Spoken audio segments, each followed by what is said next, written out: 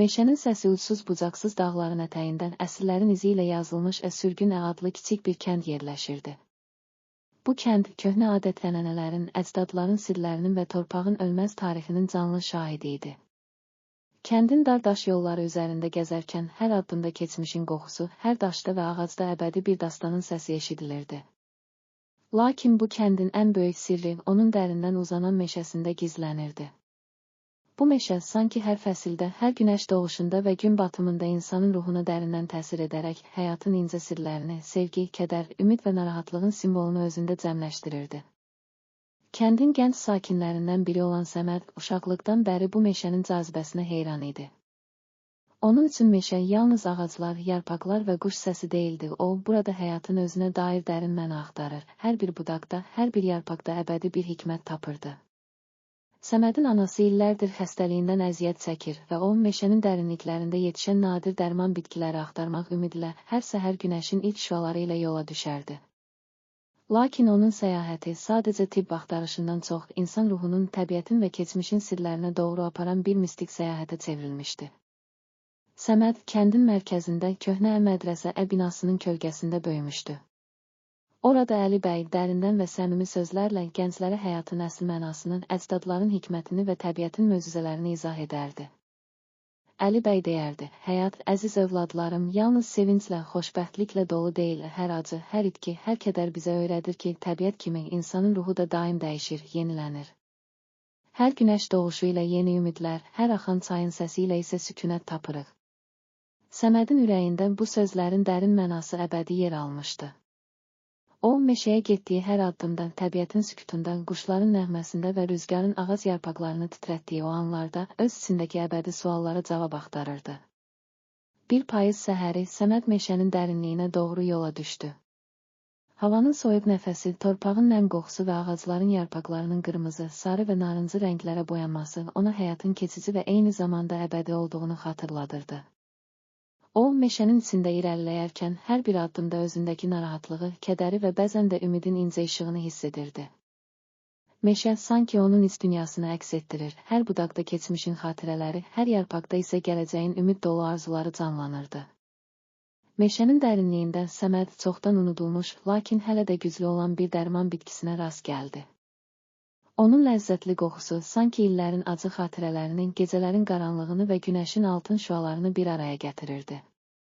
Səməd bu bitkini diqqətlə topladı, anasının sağalması üçün onun köməyinə ümidlə baxdı. Lakin bu bitki yalnız dərman deyildi, o, meşənin və həyatın özünün simvolu, hər bir insanın qəlbində yatan dərin duyğuların, narahatlıqların və sarsılmaz ümidin təcəssümü idi. Səməd bu bitkini topladıktan sonra meşənin dərinliyində uzun saatlar keçirdi. O, təkcə bitkiləri yox, həm də təbiətin sirlərinin, quşların uçuşunun, axan çayın nəğməsini diqqətlə müşahidə etdi. Hər bir ağacın, hər bir daşın və hər bir yarpağın arxasında gizlənmiş hekayələri öyrənməyə çalışırdı.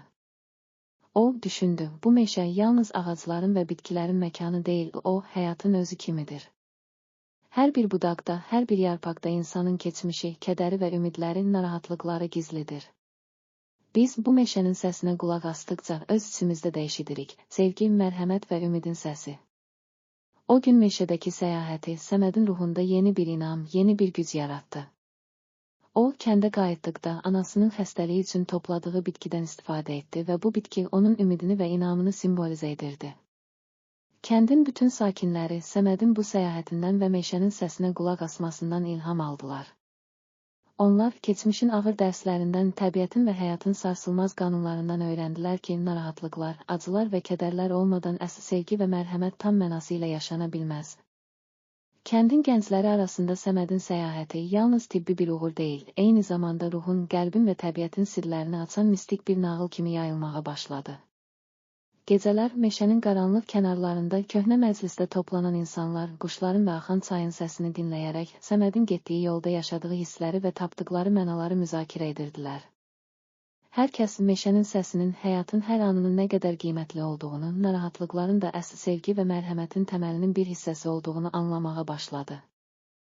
Kəndin hörmətli müdriklərindən Hüseyn bir axşam məclisdə belə dedi: "Ey övladlarım, meşənin səsi insan ruhunun dərinliyinə səyahət edən bir nəğmə kimidir. O, bizə bildirir ki, hər bir narahatlıq, hər bir acı, hər bir kədər, bunlar da həyatın bir parçasıdır. Amma biz bu səsə qulaq asaraq, sevgi və mərhəmətlə ürəklərimizi doldurmalıyıq. Hər fırtınadan sonra günəş yenidən doğar, hər qaranlıq gecədən sonra sabahın şüaları parıldar. Bu sözlər həm gənclərin, həm də yaşlıların qəlbində dərin iz buraxdı. Səmədin meşədə keçirdiyi uzun saatlar yalnız anasının sağalması üçün topladığı dərman bitkisini təmin etməklə bitmədi. O, eyni zamanda kəndin hər küncündə yaşayan insanlara təbiətin sirlərini, həyatın təzadlarını və narahatlıqların arxasında gizlənmiş ümid işığını öyrətdi. Bir neçə ay keçdikcə meşənin səsi kəndin gündəlik həyatına da daxil oldu. Hər səhər günəşin ilk şüaları meşənin yarpaqları üzərində oynaşır, axan çayın səsi insanlara dərin bir sükut bəxş edirdi. Kəndin tarlalarında çalışanlar torpağın nəmliliyini, çiçəklərin açılışının, meşənin təravətli qoxusunu hiss edərək həyatın hər anının, həm acının, həm sevincin bir araya gəldiyini bilirdilər. Leyla da hər gün meşəyə gedərək təbiətin incə sirlərini araşdırır, hər bir çiçəyin, hər bir yarpağın arxasındakı hekayələri öyrənməyə çalışırdı. O, meşənin səsinə qulaq asdıqca öz qəlbində yeni ümidlər, yeni arzular oyandırır, keçmişin acı dərslərindən və gələcəyin parlaq perspektivindən ilham alırdı. Leylanın gözlərində meşənin hər küncündə gizlənmiş bu sirlər, sanki onun gələcək həyatının, əbədi sevginin və dərin mərhəmətin bir simvolu kimi parıldayırdı. Kəndin insanlar arasında meşənin səsi yalnız bir təbiət hadisəsi kimi qalmadı, o, həm də insanın içindəki narahatlıq, kədər və acının eyni zamanda sevgi, mərhəmət və ümidin daimi səsi oldu. Hər kəs bu səsin gətirdiyi dərsi, hər ətirin, hər qoxunun özündə daşıdığı mənanı ürəklərində hiss edir, bir-birinə dəstək olaraq həyatın çətin anlarında belə ümid və sevgi ilə irəliləməyə qərar verirdi. Bir gün kəndin bütün sakinləri meşənin kənarında toplanaraq keçmişin acı izlərini və gələcəyin ümid dolu rənglərini yad etdilər. Əli bəy səmimi və dərindən sözlər söyləyərək belə dedi: "Həyat, əzizlərim, təkcə xoşbəxt anlarla dolu deyil, hər acı, hər narahatlıq, hər kədər bizə əsl sevginin və mərhəmətin nə demək olduğunu öyrədir. Meşənin səsi kimi hər birimiz həyatın bu incə naxışında öz yerimizi tapırıq. Biz bu səsə qulaq asaraq ürəklərimizi sevgi və ümidlə doldurmalıyıq." Bu sözlər kəndin hər küncündə, hər evdə dərin təsir buraxdı. Səmədin meşədə keçirdiyi o uzun saatlar insanların qəlbində, onların öz həyatlarında da sarsılmaz bir inam və sevgi işığının yanmasını təmin etdi. Hər kəs meşənin səsi ilə birlikdə həyatın hər anını, nə qədər çətin olsa da, sevgi və mərhəmətlə qarşılamağı öyrəndi. Günlər, illərlə ölçüldüyü meşənin səsi, kəndin dardaş yollarında, axan çayın sırıltısında, ağacların hüzur dolu kölgəsində və hər kəsin qəlbində əbədi bir iz buraxdı.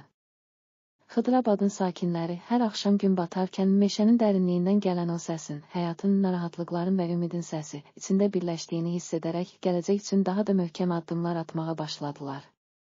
Beləliklə, meşənin səsi adını verdiyimiz bu hekayə Tolstoyun romanlarındakı kimi geniş ürəklə həyatın bütün rənglərini, keçmişin acı dərslərinin, narahatlıqların arxasında gizlənən ümid və sevgini bir araya gətirən sarsılmaz qəhrəmanlıq, mərhəmət və inamın dastanı olaraq nəsillərin yaddaşında əbədi yaşadı. Hər kəs bu səsi ürəklərində daşıyaraq həyatın ən çətin anlarında belə sevgi və ümid işığını tapdı və bu dərsləri gələcək nəsillərə miras qoydu. Xıdırabadın dardaş yollarından meşənin hüzur dolu səsi arasında və hər bir insanın qəlbindən o əbədi səs, sevgi, mərhəmət və ümidin sarsılmaz gücü ömür boyu yaşadı.